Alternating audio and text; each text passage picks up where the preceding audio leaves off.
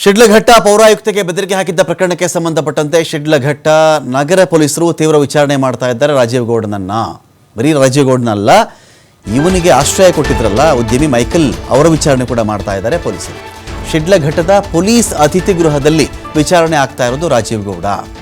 ರಾಜೀವ್ ಗೌಡನ್ನ ನಾನು ಮಾತಾಡ ಇಲ್ಲ ಅಂತ ಹೇಳ್ಬಿಡ್ಬೋದಲ್ಲ ನಾಳೆ ದಿನ, ನಾನು ಮಾತಾಡಿಲ್ಲ, ಅದು ಯಾರ್ದೋ ವಾಯ್ಸು ನಂದಲ್ಲ, ಯಾರೋ ಮಿಮಿಕ್ ಮಾಡಿಬಿಟ್ಟಿದ್ದಾರೆ, ಇದೆಲ್ಲ ಕತೆ ಹೇಳ್ತಾರಲ್ಲ ಇವರು. ಇದೇ ಇರ್ತದೆ ಮಾಮೂಲಿ ಕತೆ, ಪೊಲೀಸರಿಗೆ ಚೆನ್ನಾಗಿ ಗೊತ್ತಿರುತ್ತೆ. ಅದು ಕೋರ್ಟಲ್ಲೂ ಇದು ಬಂದೇ ಬರುತ್ತೆ, ನಂದಲ್ಲ ಅಂತಾರೆ ಫಸ್ಟ್. ನಾನು ಮಾತೇ ಆಡಿಲ್ಲ ಅಂತಲೇ ವಾದ ಶುರುವಾಗೋದೇ ಹಾಗೆ. ಆಗೇನು ಮಾಡಿದ್ದಾರೆ, ರಾಜೀವ್ ಗೌಡ ಮಾತಾಡಪ್ಪ, ನೀನು ಸುಮಧುರ ಕಂಠದಿಂದ ಒಂಚೂರು ಏನಾದರೂ ಹೇಳಪ್ಪ ಅಂತ ಹೇಳಿ ಅವನ ವಾಯ್ಸ್ ಸ್ಯಾಂಪಲ್ ಸಂಗ್ರಹ ಕೂಡ ಮಾಡ್ಕೊಂಡಿದ್ದಾರೆ. ಆಡಿಯೋ ತೊಗೊಂಡಿರ್ತಾರೆ, ಒಂದು ವಾಯ್ಸ್ ಸ್ಯಾಂಪಲ್ ತಾಳೆ ಹಾಕ್ತಾರೆ ಕಾಕಿ. 2 ಪ್ರಕರಣಗಳ FIRಗಳಂತೆ ರಾಜೀವ್ ಗೌಡನ ವಿಚಾರಣೆ ಆಗುತ್ತೆ. ಶಿಡ್ಲಘಟ್ಟ ನಗರ ಪೊಲೀಸ್ ಠಾಣೆಯಲ್ಲಿ FIR ದಾಖಲಾಗಿರೋದು. ಹಳೆಯ ಎಲ್ಲ ಪ್ರಕರಣಗಳ ವಿಚಾರಣೆಯನ್ನು ಪೊಲೀಸರು ಮಾಡಲಿದ್ದಾರೆ. ಕೆಲವೇ ಕ್ಷಣಗಳಲ್ಲಿ ಇವನನ್ನು ಪೊಲೀಸರು ಹಾಜರುಪಡಿಸಲಿದ್ದಾರೆ ಕೋರ್ಟ್ನ ಮುಂದೆ. ಸದ್ಯ ವೈದ್ಯಕೀಯ ಪರೀಕ್ಷೆಗೆ ಕರ್ಕೊಂಡು ಹೋಗಿರೋದು ಶಿಡ್ಲಘಟ್ಟ ಪೊಲೀಸರು. ರಾಜೀವ್ ಗೌಡನನ್ನು ಪೊಲೀಸರು ಕಸ್ಟಡಿಗೆ ಪಡೆಯುವಂಥ ಸಾಧ್ಯತೆ ಕೂಡ ಇದೆ.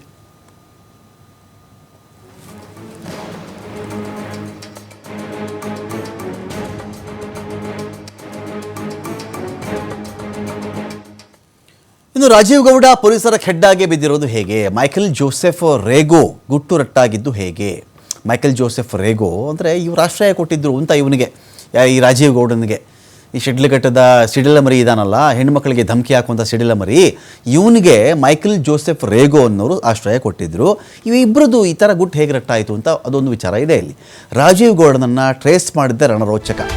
8 ವರ್ಷಗಳ ಹಿಂದಿನ ಕೇಸ್ ಜಾಲಾಡಿ ಖೆಡ್ಡಾಗೆ ಬೀಳಿಸ್ತಾರೆ ಖಾಕಿ. ಈಗ ನಮಗೆ ಯಾರೋ ಈ ಥರ ಆಶ್ರಯ ಕೊಟ್ಟಿರ್ತಾರಲ್ಲ, ಕಾನೂನು ಪ್ರಕಾರ ತಪ್ಪೆ, ನಾವು ಅದನ್ನು ಅಲ್ಲಗಳೆಯೋಕ್ಕಾಗಲ್ಲ. ಕಾನೂನು ಪ್ರಕಾರ ತಪ್ಪೆ. ಈ ಥರದ್ದು ಗೊತ್ತಾದಾಗ ಅವನನ್ನು ಪೊಲೀಸ್ ವಶಕ್ಕೆ ಒಪ್ಪಿಸ್ಬೇಕು ಅಂತ.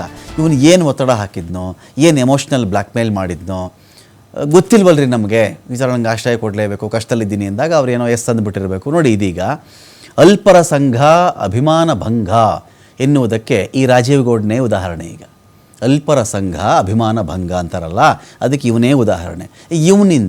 ಇವನಿಗೆ ಆಶ್ರಯ ಕೊಟ್ಟಿದ್ರಲ್ಲ ಉದ್ಯಮಿ ಮೈಕಲ್ಲು. ಉದ್ಯಮಿ ಇರ್ತಾರೆ, ಹಣ ಇರುತ್ತೆ ಅವ್ರ ಬಳಿಯೂ ಕೂಡ, ಗೌರವಾನ್ವಿತ ಒಂದು ಉದ್ಯಮ ಕಟ್ಕೊಂಡು ಬದುಕ್ತಾ ಇರ್ತಾರೆ. ಇವನು ಒತ್ತಡ ಮಾಡಿದ್ನೋ ಇಲ್ಲ ಪ್ರೀತಿಯಿಂದ ಅವರೇ ಕರೆದುಬಿಟ್ರೋ, ಇದು ಕಷ್ಟ. ಪ್ರೀತಿಯಿಂದ ಕರೆಯಲ್ಲ ರೀ. ಪೊಲೀಸರೊಬ್ಬನ ಹುಡುಕಾಡ್ತಿದ್ದಾರಪ್ಪ ಅಂದಾಗ ಯಾರು ಪ್ರೀತಿಯಿಂದ ಕರ್ಕೊಳ್ಳಲ್ಲ. ಏನೋ ಇರುತ್ತೆ ಎಮೋಷ್ನಲ್ಲೋ ಇನ್ನೊಂದೋ ಮತ್ತೊಂದು. ಅದಕ್ಕೆ ಈಗ ಇವರು ಫೇಸ್ ಮಾಡಬೇಕೀಗ. ಮೈಕಲ್ ಜೊತೆ ರಾಜೀವ್ ಇದ್ದಂಥ ಮಾಹಿತಿ ಪಡ್ಕೊಳ್ತಾರೆ ಪೊಲೀಸರು.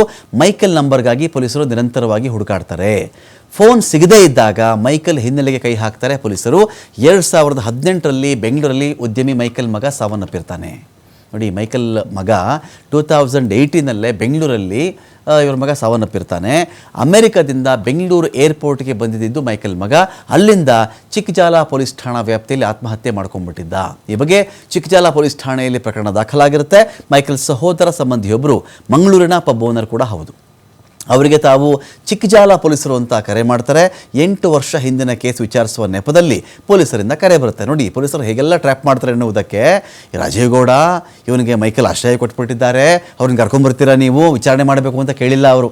8 ವರ್ಷಗಳ ಹಿಂದೆ ಮೈಕಲ್ ಅವ್ರ ಮಗ ತೀರ್ಕೊಂಡ್ಬಿಟ್ಟಿದ್ನಲ್ಲಪ್ಪ, ಆತ್ಮಹತ್ಯೆ ಮಾಡ್ಕೊಂಡ್ಬಿಟ್ಟಿದ್ನಲ್ಲಪ್ಪ, ಅದ್ರ ಸ್ವಲ್ಪ ವಿಚಾರಣೆ ಮಾಡಬೇಕಾಗಿತ್ತು ಅಂತ ಪೊಲೀಸರು ಫೋನ್ ಮಾಡ್ತಾರೆ. ಮೈಕಲ್ ಮಗನ ಸಾವಿನ ವಿಚಾರದಲ್ಲಿ ಅವರ ಜೊತೆಗೆ ಮಾತನಾಡಬೇಕು ಅಂತ ನಂಬರ್ ಕೂಡ ಪಡ್ಕೊಳ್ತಾರೆ. ಉದ್ಯಮಿ ಮೈಕಲ್ ನಂಬರನ್ನು ಪೊಲೀಸರು ಪಡ್ಕೊಂಡ ಮೇಲೆ ಆ ನಂಬರ್ ಟ್ರೇಸ್ ಮಾಡಿಕೊಂಡು ಹೋದಾಗ ಕೇರಳದಲ್ಲಿ ಕಾರ್ಯಾಚರಣೆ ಮಾಡ್ತಾರೆ. ಮೈಕಲ್ ಜೊತೆ ಇದ್ದದ್ದು ರಾಜೀವ್ ಗೌಡ. ಹಾಗಾಗಿ ಇಬ್ಬರು ಅಲ್ಲಿ ಪತ್ತೆ ಹಾಕ್ತಾರೆ. ಇಬ್ಬರನ್ನು ಕೂಡ ಅರೆಸ್ಟ್ ಮಾಡ್ಕೊಂಡು ಬಂದಿರೋದು. ಇಟ್ಸ್ಕೊಳ್ಳಿಕ್ಕೆ ಆದಿತ್ಯ ಇದ್ದಾರೆ. ಆದಿತ್ಯ, ಈ ರಾಜೀವ್ ಗೌಡ ಈಗ ಪೌರಾಯುಕ್ತಗೆ ಧಮಕಿ ಹಾಕಿದ ಮೇಲೆ, ಸುಮಾರು ಕಡೆ ಟ್ರೈ ಮಾಡಿದ ಮೇಲೆ ಸಿಕ್ಕಿಬಿದ್ದಿದ್ದು ಹೇಗೆ? ಎಲ್ಲೆಲ್ಲಿ ಇದ್ದಿದ್ದು, ಎಲ್ಲೆಲ್ಲಿ ಓಡಾಡಿರೋದು ಈ ಮನುಷ್ಯ? ಆ ರೈಲ್ವೆ ಸ್ಟೇಷನ್ನು ದಿಕ್ತಪ್ಪಿಸೋ ಕೆಲಸ ಅದು ಹೇಗೆ ಮಾಡಿರೋದು? ಈ ಮೈಕಲ್ಗೂ ಈ ರಾಜೀವ್ ಗೌಡನಿಗೂ ಏನೋ ಸಂಬಂಧ ಅದೇನಾದರೂ ಗೊತ್ತಾಗಿದೆಯಾ ಹೇಗೆ ಅಂತ? ರಮಕಾಂತ್, ಹೌದು, ಈ ರಾಜೀವ್ ಗೌಡ ಮಿಸ್ಸಿಂಗ್ ಆದ ಸಂದರ್ಭ ಆತ ಮಂಗಳೂರಿನಲ್ಲಿದ್ದ ಅನ್ನುವಂಥ ಮಾಹಿತಿ ಇತ್ತು. ಆದರೆ ಆತನಿಗೆ ಆಶ್ರಯವನ್ನ ಕೊಟ್ಟಿದ್ದು ಯಾರು ಅಂತ ಮೊದಲಿಗೆ ಇಲ್ಲಿನ ಸ್ಥಳೀಯ ಕಾಂಗ್ರೆಸ್ ನಾಯಕರು ಅಥವಾ ಮುಖಂಡರು, ಪ್ರಭಾವಿಗಳು ಆತನಿಗೆ ಆಶ್ರಯವನ್ನ ಕೊಟ್ಟಿರಬಹುದು, ಅಥವಾ ಮೇಲಿನ ಕೆಲವೊಂದಿಷ್ಟು ನಾಯಕರಿಂದ ಈ ತರ ಆತನಿಗೆ ಆಶ್ರಯ ಸಿಕ್ಕಿರಬಹುದು ಅನ್ನುವಂತಹ ಅನುಮಾನಗಳಿತ್ತು. ಆದ್ರೆ ಇದೀಗ ಮೈಕಲ್ ಮತ್ತು ಈ ರಾಜೀವ್ ಗೌಡ ಏನಿದ್ದಾರೆ ಇವರಿಗೆ 1-to-1 ಕಾಂಟ್ಯಾಕ್ಟ್ ಇರುವಂತದ್ದು ಮತ್ತು ಇವರ ನಡುವೆ ವ್ಯವಹಾರಿಕವಾಗಿಯೂ ಕೂಡ ಒಂದು ಸಂಬಂಧ ಇದೆ ಅನ್ನುವಂತಹ ಮಾಹಿತಿ ಇದೆ. ಆ ಕಾರಣಕ್ಕೋಸ್ಕರ ಮೈಕಲ್ ರೇಗೋ ಏನಿದ್ದಾರೆ ಇವರು ಈತನಿಗೆ ಅವರ ಒಂದು ಫಾರ್ಮ್ ಹೌಸ್, ಅಂದ್ರೆ ಮಂಗಳೂರು ಹೊರವಲಯದ ಪಚ್ಚನಾಡಿ ಡಂಪಿಂಗ್ ಯಾರ್ಡ್ ಸಮೀಪದಲ್ಲಿರುವಂತ ಒಂದು ಫಾರ್ಮ್ ಹೌಸ್ ನಲ್ಲಿ ಆತನಿಗೆ ಅವರು ಆಶ್ರಯವನ್ನ ನೀಡಿದ್ರು. ಸುಮಾರು ದಿನಗಳ ಕಾಲ ಆತ ಅಲ್ಲೇ ಇದ್ದ. ಅಂದ್ರೆ 13 ದಿನಗಳು ಆತ ನಾಪತ್ತೆಯಾಗಿದ್ದ. ಈ 13 ದಿನಗಳ ಅಂತರದಲ್ಲಿ 4-5 ದಿನ ಎಕ್ಸಾಕ್ಟ್ ಆಗಿ ಅದೇ ಫಾರ್ಮ್ ಹೌಸ್ ನಲ್ಲಿ ಆತ ಇದ್ದ ಮತ್ತು 9 ದಿನಗಳ ಕಾಲ ಆತ ಈ ಉದ್ಯಮಿ ಜೊತೆಗೆ ಅಲ್ಲಿ ಇಲ್ಲಿ ಓಡಾಡ್ತಾ ಇದ್ದ ಅನ್ನುವಂತ ಮಾಹಿತಿಗಳು ಕೂಡ ಇದೆ.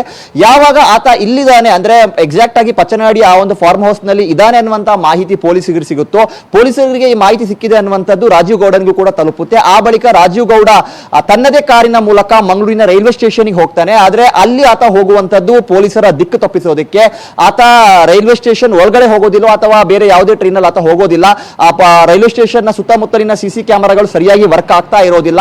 ಬಳಿಕ ಆತನ ಕಾರನ್ನ ಅಲ್ಲೇ ಬಿಟ್ಟು ಆ ಬಳಿಕ ಆತ ಮೈಕಲ್ ನ ಕಾರಿನ ಮೂಲಕ ಆತ ಕೇರಳಕ್ಕೆ ಪ್ರಯಾಣವನ್ನ ಮಾಡ್ತಾನೆ. ಮಂಗಳೂರು ಮತ್ತು ಕೇರಳ ಗಡಿಭಾಗ ತಳಪಾಡಿ ಮೂಲಕವೇ ಆತ ಟೋಲ್ ಗೇಟ್ ಅನ್ನ ಪಾಸ್ ಆಗಿ ಆತ ಕೇರಳಕ್ಕೆ ಪ್ರಯಾಣವನ್ನ ಮಾಡ್ತಾನೆ. ಕೇರಳವನ್ನ ಸುತ್ತಾಡಿ ಆತ ವಾಪಸ್ ಬರುವಂತ ಹೊತ್ತಿನಲ್ಲಿ ಮಣ್ಣಪುರಂನಲ್ಲಿ ಆತನ ಬಂಧನವಾಗುತ್ತೆ. ಸದ್ಯ ಆತನನ್ನ ವಿಚಾರಣೆ ಮಾಡ್ತಾ ಇದ್ದಾರೆ ಪೊಲೀಸರು. ಇದರ ಜೊತೆಗೆ ಮೈಕಲ್ ಅನ್ನ ಕೂಡ ಪೊಲೀಸರು ವಿಚಾರಣೆ ಮಾಡ್ತಾ ಇದ್ದಾರೆ. ಆದ್ರೆ ಮೈಕಲ್ ನ ಒಂದು ಫೋನ್ ನಂಬರ್ ಏನಿದೆ ಇದರ ಆಧಾರದಲ್ಲೇ ಈಗ ರಾಜೀವ್ ಗೌಡ ಬಂಧನ ಆಗಿರುವಂತದ್ದು. ಆ ಫೋನ್ ನಂಬರ್ ಅನ್ನ ಟ್ರೇಸ್ ಮಾಡುವ ಮೂಲಕ ಬಂಧನ ಆಗಿರೋದು. ಸೊ ಪೊಲೀಸರು ಏನ್ ಮಾಡಿದ್ದಾರೆ ಅಂದ್ರೆ ಮೈಕಲ್ ನ ನಂಬರ್ ಅನ್ನ ಪತ್ತೆ ಹಚ್ಚೋದಕ್ಕೆ ಸಾಕಷ್ಟು ಬಾರಿ ಪ್ರಯತ್ನ ಮಾಡಿದ್ರು ಕೂಡ ಅದು ಸಾಧ್ಯವಾಗಿರಲಿಲ್ಲ.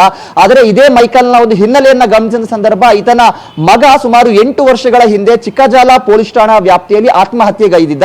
ಸೊ ಆ ಆತ್ಮಹತ್ಯೆಗೆ ಸಂಬಂಧಪಟ್ಟ ಹಾಗೆ ನಮಗೆ ತನಿಖೆಗೆ ಒಂದಿಷ್ಟು ಮಾಹಿತಿಗಳು ಬೇಕಿತ್ತು. ಹಾಗಾಗಿ ನಮಗೆ ಮೈಕಲ್ ಅನ್ನ ಕಾಂಟ್ಯಾಕ್ಟ್ ಮಾಡಬೇಕು ಅನ್ನುವಂತ ಕಾರಣಕ್ಕೋಸ್ಕರ ಅವರು ಮೈಕಲ್ ನ ಸಹೋದರ ಸಂಬಂಧಿ ಒಬ್ಬರಿಗೆ ಕಾಲ್ ಮಾಡ್ತಾರೆ. ಅವ್ರ ಮೂಲಕ ಮೈಕಲ್ ನ ಒಂದು ಜಾಡನ್ನ ಪತ್ತೆ ಹಿಡಿತಾರೆ. ಸೊ ಅಲ್ಲಿ ಆತನ ಫೋನ್ ನಂಬರ್ ಅನ್ನು ಟ್ರೇಸ್ ಮಾಡುವ ಮೂಲಕ ಕೇರಳದಲ್ಲಿ ಆತನ ಬಂಧನ ಆಗಿರುವಂತದ್ದು. Ramakant, thank you Aditya.